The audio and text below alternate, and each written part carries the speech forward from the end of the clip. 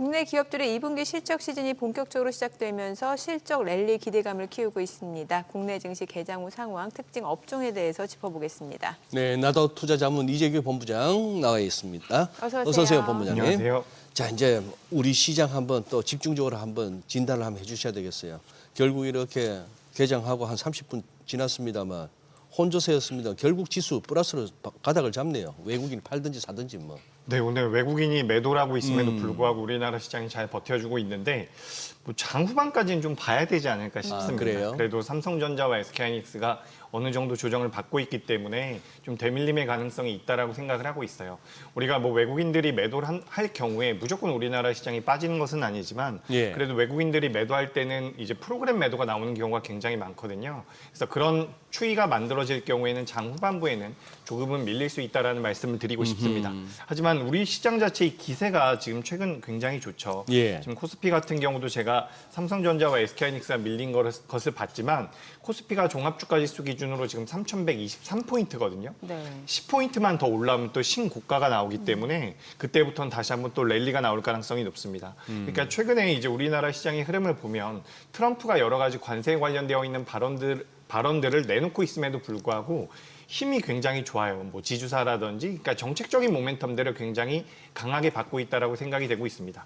우리가 얼마 전에 상법 개정이 진행이 됐고요. 추가적으로 뭐 배당소득 분리과세라든지 자사주 소각에 대한 의무화 이런 것들을 계속해서 만들어가고 있는데 이런 부분들이 어떻게 보면 시가총액 상위주들, 우리가 지주사라든지 그리고 금융 쪽에 속해 있는 증권사 같은 기업들을 계속해서 자극하고 있지 않나라고 생각이 되고 있습니다. 그래서 우리가 그동안 시장을 그동안 이끌어왔었던 종목군들 같은 경우도 조정을 어느 정도 받았기 때문에 되반등이 좀 나오는 구간이라고 보고 있고요. 삼성전자와 SK하이닉스 같은 경우가 크게 밀리지 않는다라고 한다면 지수당 같은 경우는 조정의 가능성도 있지만 어느 정도 좀 긴 호흡으로 본다라고 한다면 우상향이 이어질 가능성이 높겠다라는 말씀 드리겠습니다. 네. 와, 오늘 증권주가 엄청 센데요, 지금. 뭐 사실 상법 개정안 이슈도 있고 지금 보니까 배당소득 분리과세 기대감까지 더해지고 있다면서요. 네, 우리 지난주에도 우리가 증권주를 네. 잠깐 이야기를 했던 것 같아요. 제가 금융 쪽에서는 증권주들을 한번 봐보시는 게 어떻겠습니까라고 맞아요. 말씀드리면서 어떤 이야기를 드렸냐면 우리가 증시와 증권주가 같이 주가가 움직였었던 경우가 굉장히 많거든요.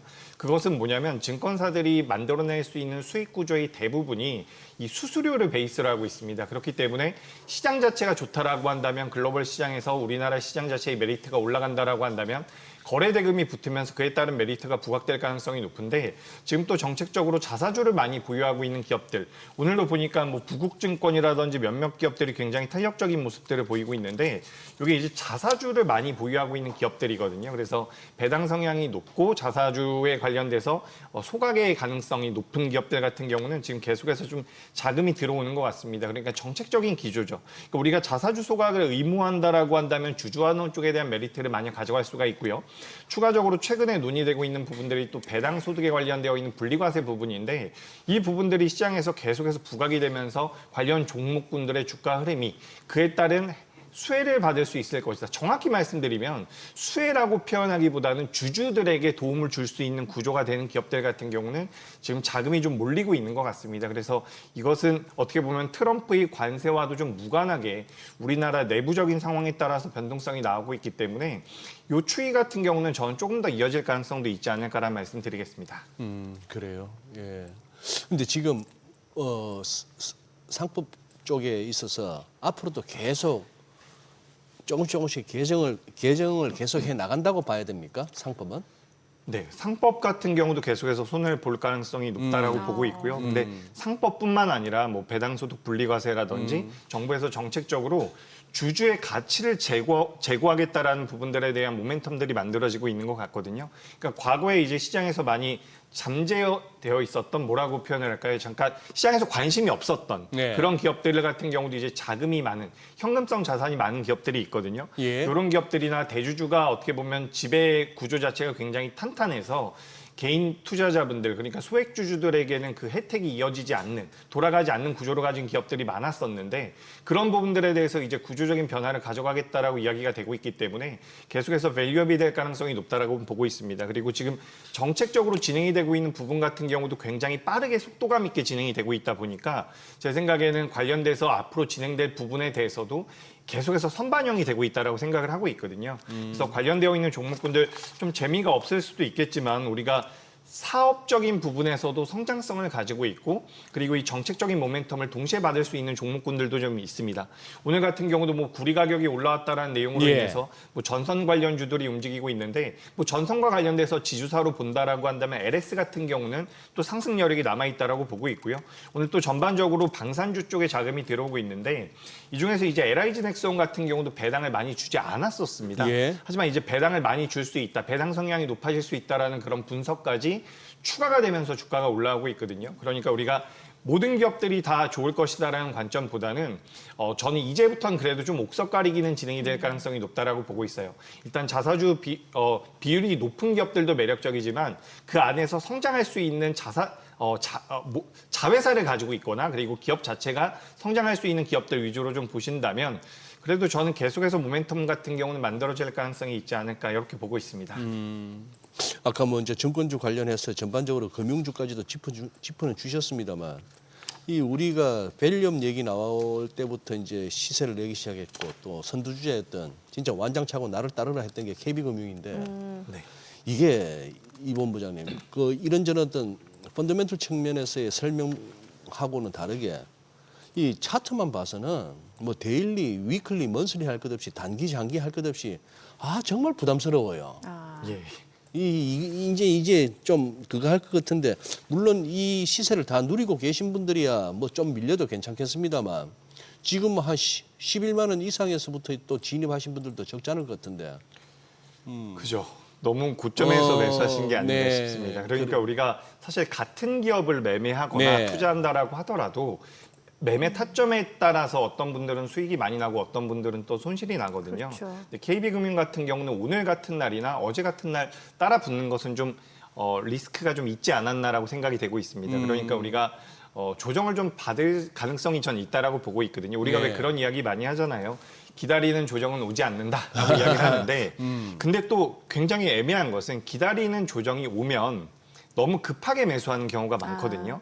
근데 그렇게 조정이 좀 왔을 때 저는 천천히 좀 매매를 한다라고 한다면 전 그래도 상승 여력은 좀 더 남아있지 않을까라고 생각을 하고 있습니다. 그러니까 지금 우리가 반도체가 굉장히 강하게 올라가는 상황이라고 한다면 뭐 이런 지주사라든지 금융 쪽에 대해서 또 은행 쪽에 대해서 관심도가 좀 떨어질 가능성이 있다라고 보고 있는데 최근에 흐름 자체가 다시 한번 반도체라든지 성장주 쪽으로 많이 붙지는 못하고 있는 것 같아요. 네. 그렇기 때문에 시장에서의 관심도적인 측면에서는 여전히 이 관련되어 있는 기업들, 뭐 금융, 은행, 보험, 증권주들 같은 경우는 매력적이지 않나라는 말씀 드리고 싶고요.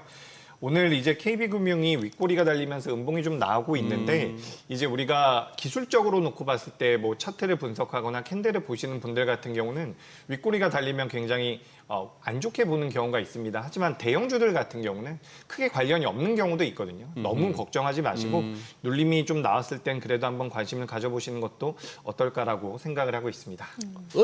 어제 심하게 올랐네. 예. 예. 어제 심하게 오른 것 중에 하나 또 삼양식품. 아니 삼양식품은 사실 한 2달 전만 하더라도 100만 원 넘어선에 많은 얘기 있었잖아요. 근데 지금 어느덧 신고가 경신하고 지금 154만 원. 그런데 증권사에서 목표 주가 계속해서 올려잡고 있잖아요. 네, 네. 이제 삼양식품 같은 경우는 물량이 없어서 판매를 못했던 부분들이 있거든요.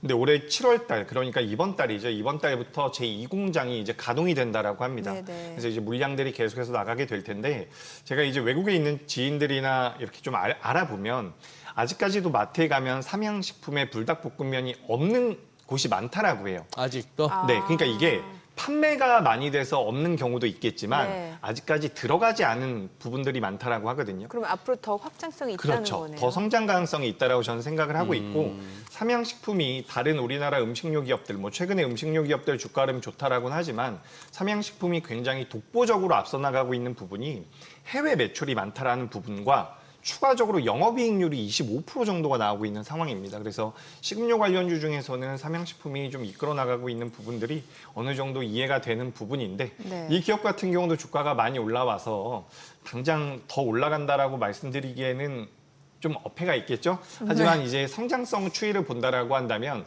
우리가 이제 2026년도에 예상이 되고 있는 영업이익과 EPS를 기준으로 봤을 때 PER이 20배 정도 준다라고 한다면 150만 원 정도가 나오더라고요. 그래서 그런 부분들을 고려해 본다면 지금 논의되고 있는 이 부분, 그러니까 과거에 우리나라에서 이 식음료 관련주들 중에서 주가가 많이 올랐었던 기업들의 PER이 20배에서 22배 정도까지 올라갔었던 경우가 있거든요. 네. 근데 그런 부분을 고려해 본다라고 한다면 150만 원 정도가 나올 가능성이 높다라는 말씀드리고 그때 그 기업들 같은 경우는 수출 쪽에 대한 모멘텀을 통해 가지고 PER을 그렇게 크게 받았던 게 아니거든요.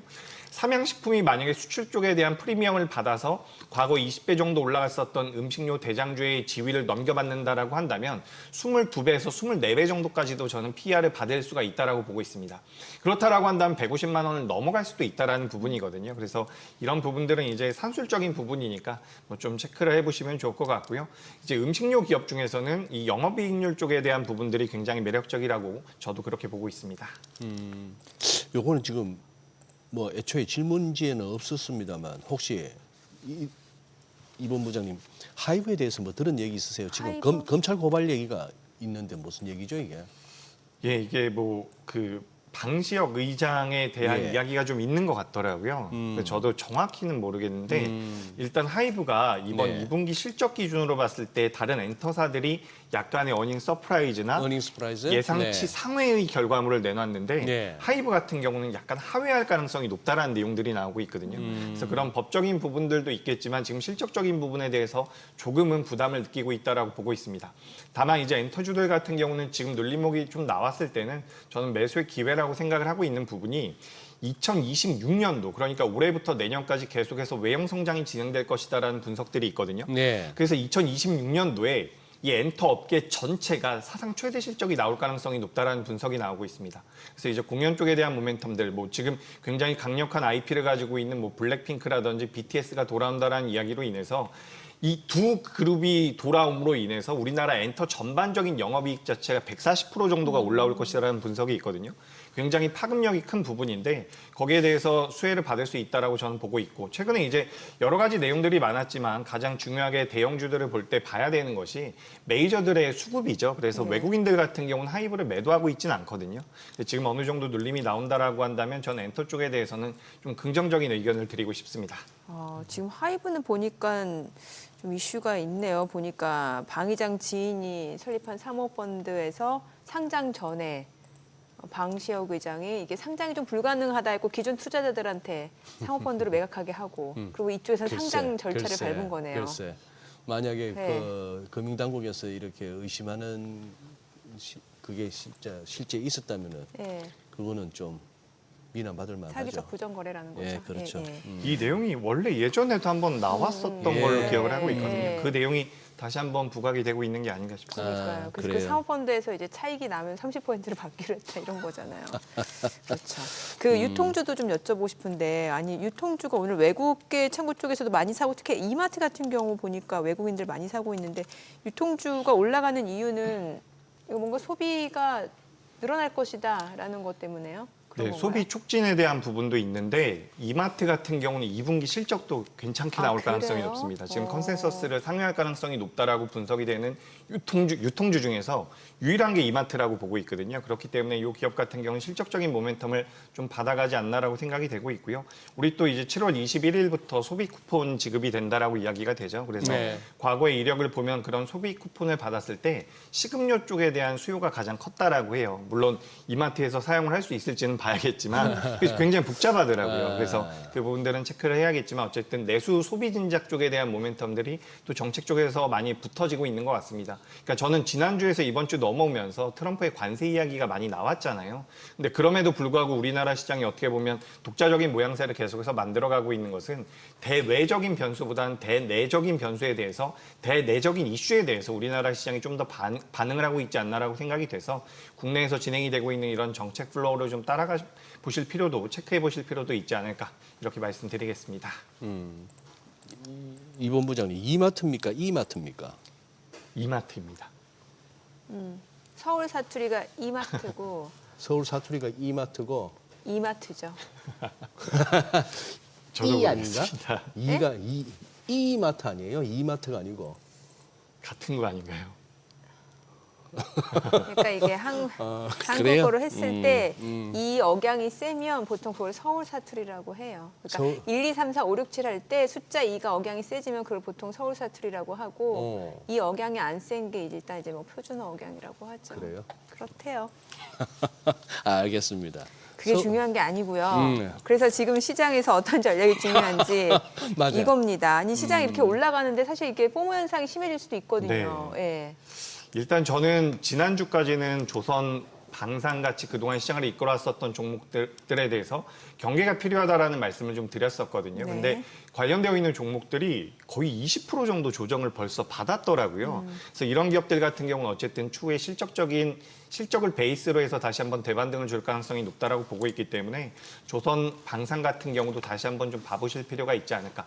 다만 직전 고점을 넘어서기에는 주가가 단기적으로 많이 올라왔고 상단에 대한 매물 부담은 분명히 있기 때문에 단기적으로 좀 일단 보시고 그다음에 추이를 추가적으로 체크해 보실 필요가 있지 않을까라는 말씀 드리면서 전 지금 시장 자체가 긍정적으로 흘러가고 있다라고 보고 있거든요. 그래서 올라가는 종목들도 매력적이지만 지금은 내가 보유하고 있는 종목의 순서를 기다리는 것도 나쁘지 않다라고 보고 있습니다. 그래서 예? 무슨 말씀이죠? 내가 보유하고 있는 종목들이 지금 예. 당장에 시장에서 거래가 많이 들어오지 않고 관심도가 좀 떨어진다라고 하더라도 이게 테마성이 아니라 예를 들어서 뭐 화학이나 철강 같은 경우도 최근에 자금이 좀 들어오는데 이렇게 선순환이 좀 나올 가능성이 있다라고 보고 있거든요. 그래서 성향상 나는 쫓아가서 매매를 해도 잘할 수 있어라고 한다면 모르겠지만 그렇지 않다라고 한다면 너무 포모에 흔들리지 마시고 내가 보유하고 있는 종목들도 한번 그 순서를 기다려 보시는 것도 어떨까라는 말씀을 조심스레 드려보도록 하겠습니다. 네, 달리는 말이 잘 올라타야 되니까 잘못하면 낙마 사고 나니까. 네. 오늘 내용 잘 들었습니다. 그래, 고맙습니다. 고맙습니다.